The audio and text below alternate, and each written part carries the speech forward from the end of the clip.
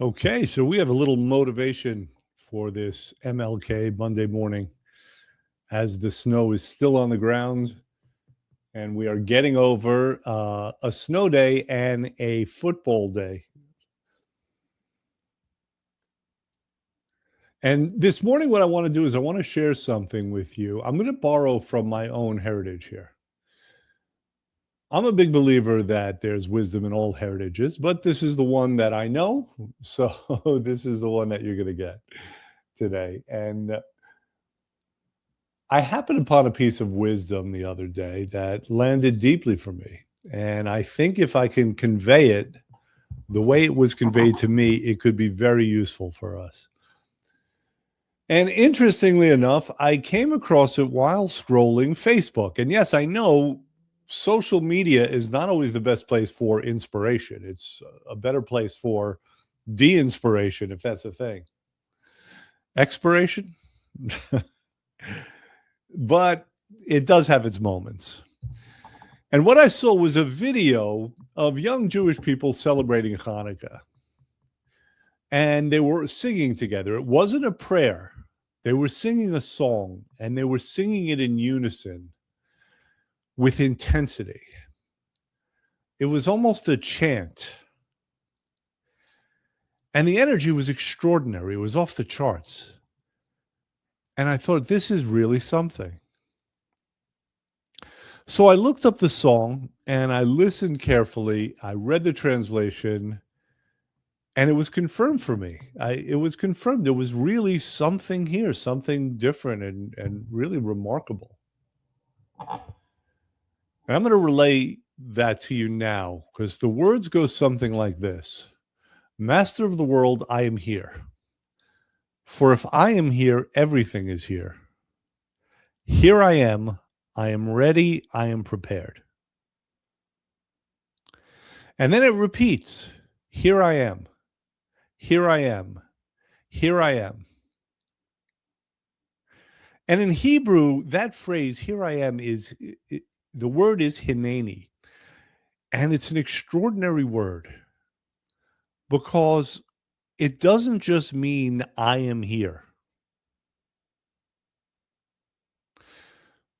And the background is this. In the Old Testament, whenever God calls someone into responsibility, whenever he asks something of somebody, whether it be Abraham or Moses, their answer was always Hineni. Not just I'm present, but I'm present, I'm committed, I'm all in. And I don't even know what the thing is yet. I don't even know what's going to be asked of me. But I'm here not just physically, but in body, mind, spirit, everything that I am. And it got me thinking, how often are we here but not fully here? How often are we present but not whole? Do we not bring our whole being into whatever it is that we're about? How often do we approach important things halfway with hesitation, distraction, or we have kind of one foot out the door? We play that game, right? I'm kind of half committed, but not really. I have some leeway here. But Hineni is an answer that says, no, there's no part of me that's missing.